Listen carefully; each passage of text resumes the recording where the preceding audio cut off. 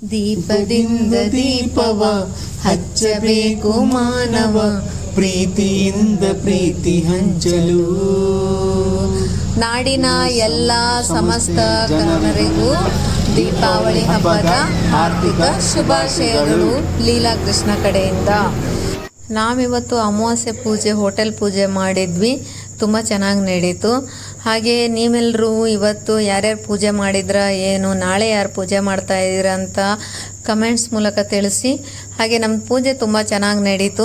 ಇವತ್ತು ಯಾರನ್ನು ಕರೆಯೋಕ್ಕಾಗಿಲ್ಲ, ಅದಕ್ಕೆ ನಾಳೆ ನಮ್ಮ ಪಾರ್ಲರ್ ಪೂಜೆಗೆ ಎಲ್ಲರೂ ಬನ್ನಿ ಅಂತ ಕೇಳ್ಕೊಳ್ತಾ ಇದ್ದೀನಿ. ನನ್ನ ಇನ್ಸ್ಟಾಗ್ರಾಮ್ ಬಂಧುಗಳು ಎಲ್ಲರೂ ಕೂಡ ಚೆನ್ನಾಗಿರಲಿ ಅಂತ ಕೇಳ್ಕೊಳ್ತಾ ಇದ್ದೀನಿ.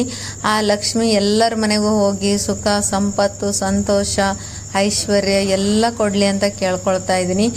ಎಲ್ಲರೂ ಕೂಡ ಚೆನ್ನಾಗಿರ್ಬೇಕಂತ ಇವತ್ತು ನಾನು ದೇವ್ರನ್ನ ಕೇಳ್ಕೊಂಡೆ. ಯಾಕಂದರೆ ಒಂದಲ್ಲ ಒಂದು ಕಷ್ಟದಲ್ಲಿರ್ತೀರ, ಆ ಕಷ್ಟ ಎಲ್ಲ ಪರಿಹಾರ ಆಗಿ ಒಳ್ಳೇದಾಗಲಿ ಅಂತ ಕೇಳ್ಕೊಳ್ತಾ ಇದ್ದೀನಿ. ಯಾರು ಕೂಡ ಇನ್ಸ್ಟಾಗ್ರಾಮಲ್ಲಿ ಹಾಗಾಗಿದೆ ಹೀಗಾಗಿದೆ ಅಂತ ಅಳೋ ಥರ ಬೇಡ, ಎಲ್ಲರೂ ಖುಷಿಯಾಗಿರೋ ಥರ ನೋಡ್ಕೊಳ್ಳಿ ಅಂತ ಕೇಳ್ಕೊಳ್ತಾ ಇದ್ದೀನಿ. Thank you so much. Happy Deepavali once again.